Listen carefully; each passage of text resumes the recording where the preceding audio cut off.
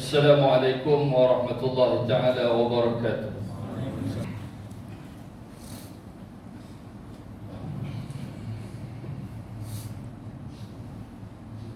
Alhamdulillahil qa'il Subhanalladzi asra bi'abdihi laylan minal masjidil haram ilal masjidil aqsa alladzi barakna hawlahu linuriyahu min ayatina innahu huwas sami'ul basir. أشهد أن لا إله إلا الله وحده لا شريك له وأشهد أن محمدا عبده ورسوله. اللهم صل وسلم على سيدنا محمد وعلى آله وصحبه أجمعين.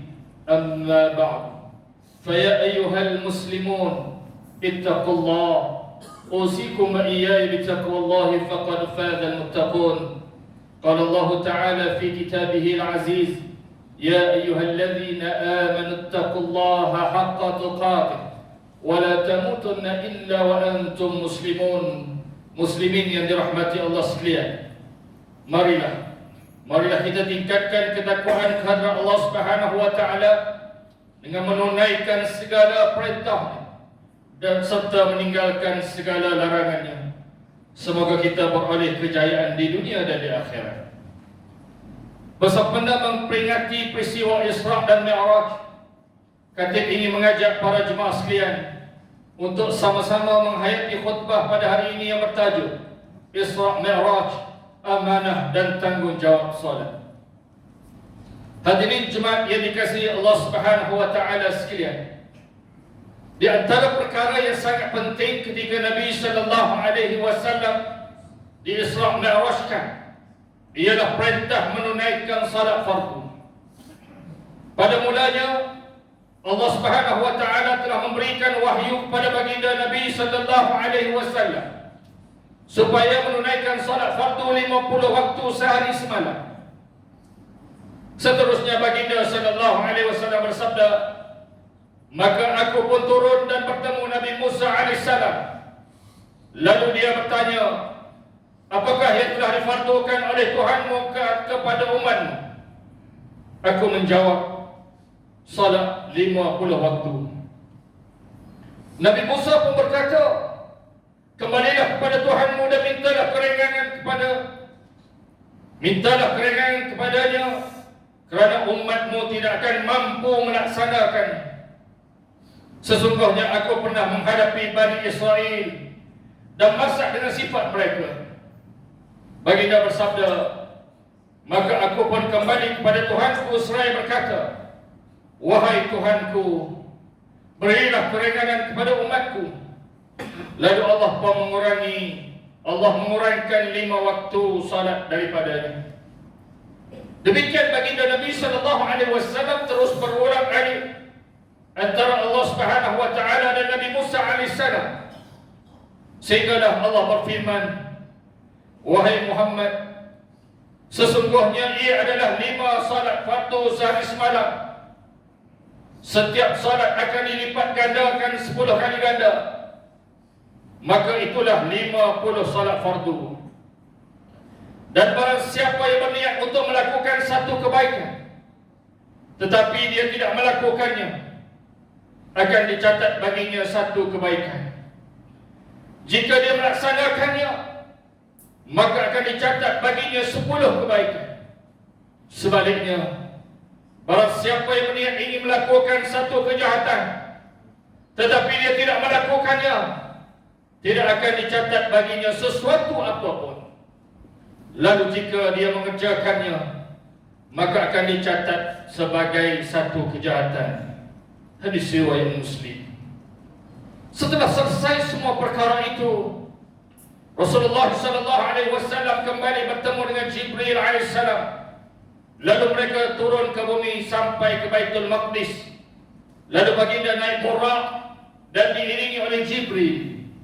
Kemudian kembali semula pada pagi hari sebelum fajar. Hadirin jemaat yang dirahmati Allah Subhanahu wa taala sekalian, perintah solat adalah nikmat yang paling besar daripada peristiwa Isra' dan Mi'raj. Salat adalah sebagai hubungan dengan Allah. detik munajat kepada Allah Subhanahu wa taala, sepatutnya solat bersifat sempurna, tersisih daripada alam kebendaan, nafsu, syahwat dan fitnah, agar tertumpu sepenuhnya kepada zat Tuhan, sehingga akan dapat merasakan kelazatan ujub di sisi Tuhan. Solat itu merupakan tunggakan berat seorang mukmin menembusi lapisan-lapisan lagi yang bertingkat-tingkat menuju Allah Ta'ala.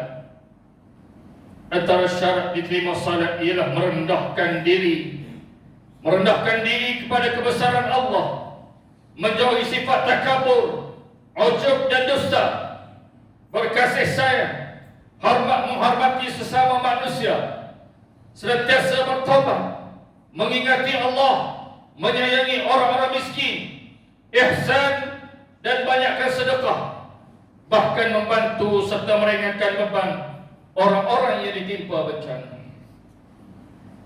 Sebenarnya orang yang salat itu digolongkan kepada beberapa golongan.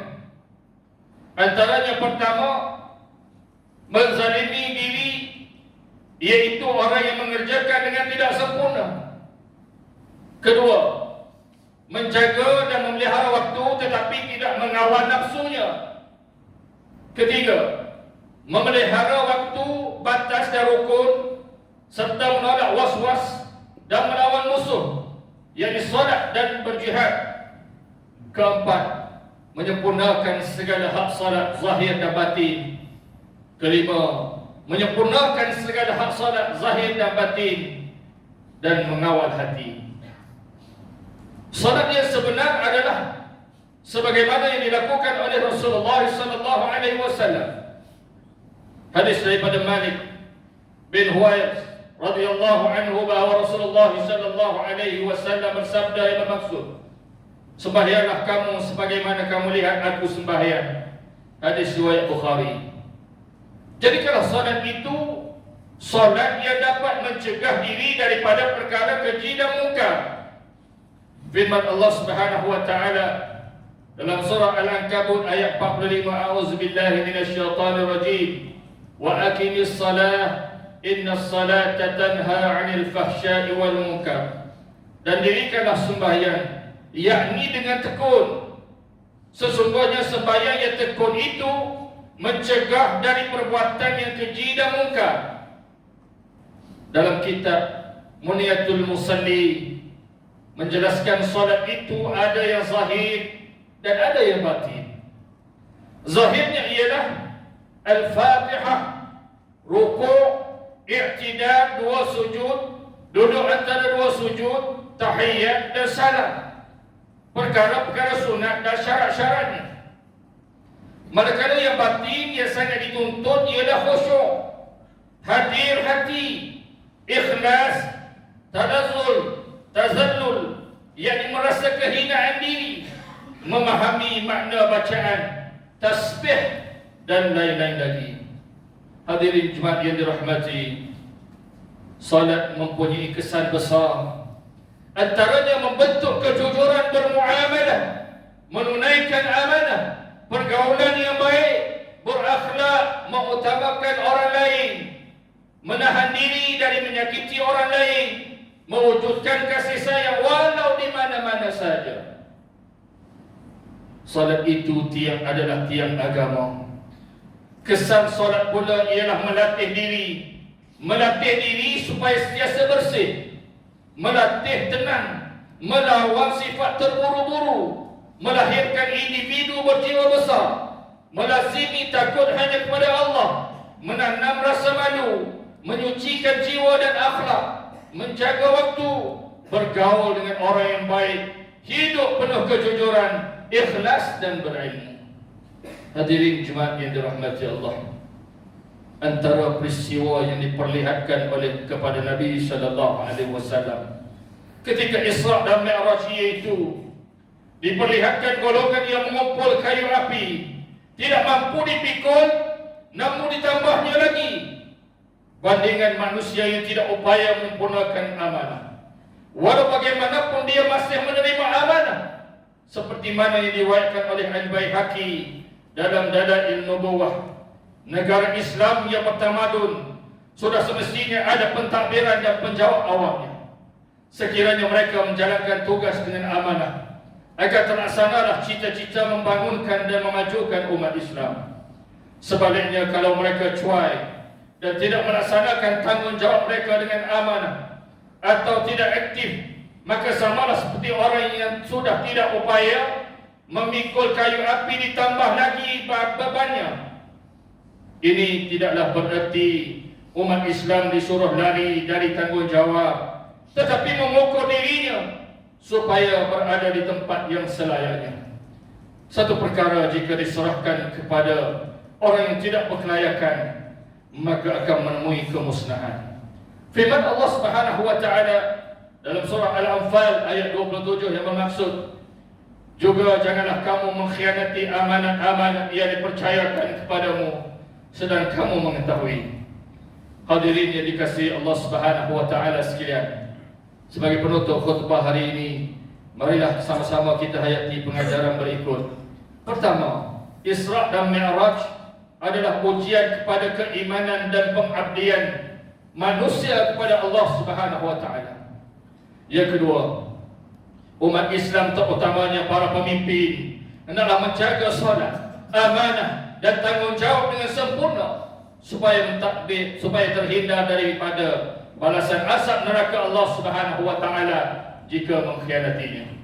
Ketiga, umat Islam hendaklah memelihara hak dan amanah terhadap harta dan anggota tubuh badan terutamanya mulut, dan juga memelihara serta melatih keluarga istiqamah konsisten mengerjakan salat. A'udzubillahi minasyaitonir rajim. Wa'mur ahlaka bis-salati wastabir 'alaiha la nas'aluka rizqa nahnu narzuquka wal 'aqibatu lit-taqwa.